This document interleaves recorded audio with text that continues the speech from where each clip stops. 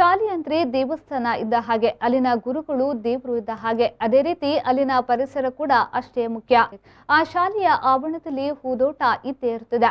ಊರವರು ಹಾಗೂ ಮಕ್ಕಳ ಪರಿಶ್ರಮದಿಂದ ಹೂತೋಟ ಮಾಡಿದ್ರು. ಅದೆಷ್ಟು ಬೆಲೆ ಬಾಳುವ ಗಿಡಗಳನ್ನ ಬೇರೆ ಬೇರೆ ಊರುಗಳಿಂದ ತಂದು ನೆಟ್ಟಿದ್ರು. ಇದನ್ನು ಕಂಡ ಯಾರೋ ಕಿಡಿಗೇಡಿಗಳು ಗಿಡಗಳನ್ನ ಕಿತ್ತು ಹಾಕಿ ಹಾಳು ಮಾಡಿದ್ದಾರೆ. ಇದು ಬೆಳ್ತಂಗಡಿ ತಾಲೂಕಿನ ನಿಟ್ಲೆಯ ಸರ್ಕಾರಿ ಪ್ರೌಢಶಾಲೆಯಲ್ಲಿ ನಡೆದ ಘಟನೆ.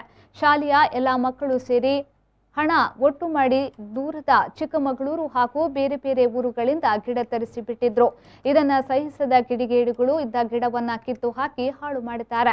ಶಾಲೆಯ ಪ್ರಭಾರ ಮುಖ್ಯೋಪಾಧ್ಯಾಯರಾದ ವಿನಾಯಕ್ ಜೋಶಿ ಅವರು ಮಾತನಾಡಿ, ನಾವು ಶಾಲೆಯ ವನವನ್ನ ಅಭಿವೃದ್ಧಿಪಡಿಸಬೇಕೆಂದು ಪ್ರಯತ್ನ ಮಾಡಿದ್ದೆವು. ಹೊಸ ಬೆಲೆ ಬಾಳುವ ಗಿಡಗಳನ್ನ ತರಿಸಿ ನೆಟ್ಟಿದ್ದೆವು. ಅದನ್ನ ಯಾರು ಕಿಡಿಗೇಡಿಗಳು ನಾವಿಲ್ಲದ ಹೊತ್ತಿನಲ್ಲಿ ಗಿಡ ಕಿತ್ತು ಹಾಕಿ ಅದನ್ನ ಹಾಳು ಮಾಡಿದ್ದಾರೆ. ಇದೊಂದು ಸಾರ್ವಜನಿಕ ಆಸ್ತಿಯ ನಾಶದ ಪ್ರತೀಕ ಎಂದು ಹೇಳಿದರು.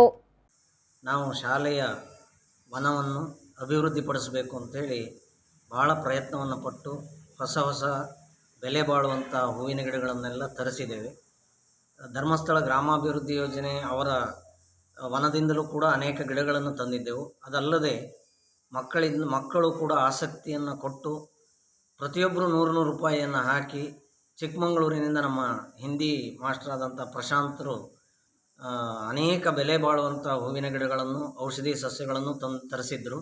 ಅದನ್ನೆಲ್ಲ ಯಾರ ಕಿಡಿಗೇಡಿಗಳು ನಾವಿಲ್ಲದ ಹೊತ್ತಿನಲ್ಲಿ ಬಂದು ಬುಡ ಸಮೇತ ಕಿತ್ತುಕೊಂಡು ಹಾಳು ಮಾಡಿ ಹೋಗಿದ್ದಾರೆ.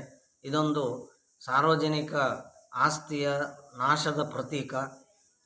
ಹಾಗೆ ನಮ್ಮ ಗಾರ್ಡನನ್ನು ಸುಂದರವಾಗಿ ಕಾಣಿಸ್ಬೇಕು ಅಂಥೇಳಿ ಅನೇಕ ಗಿಡಗಳನ್ನು, ಸುಮಾರು 40 ಗಿಡಗಳನ್ನು, ಕಸಿ ಮಾಡಿದಂಥ ಪುಣೆ ಜಾತಿಯ ಅನೇಕ ಸಸಿಗಳನ್ನು, ದಾಸವಾಳದ ಗಿಡಗಳನ್ನು ಮತ್ತು ಗುಲಾಬಿ ಗಿಡಗಳನ್ನು ತಂದು ನೆಟ್ಟಿದ್ವಿ.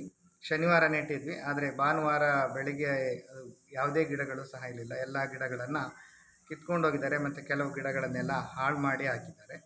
ಹಾಗೆ ಆ ಗಿಡಗಳು ತುಂಬ ಬೆಲೆಯುಳ್ಳದ್ದು.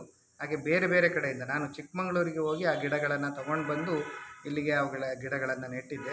ಆದರೆ ಆ ಗಿಡಗಳು ಇವತ್ತು ಕಾಣಿಸ್ತಾ ಇಲ್ಲ. ಎಲ್ಲ ಗಿಡಗಳನ್ನು ಸಹ ಕಳವು ಮಾಡಿದ್ದಾರೆ.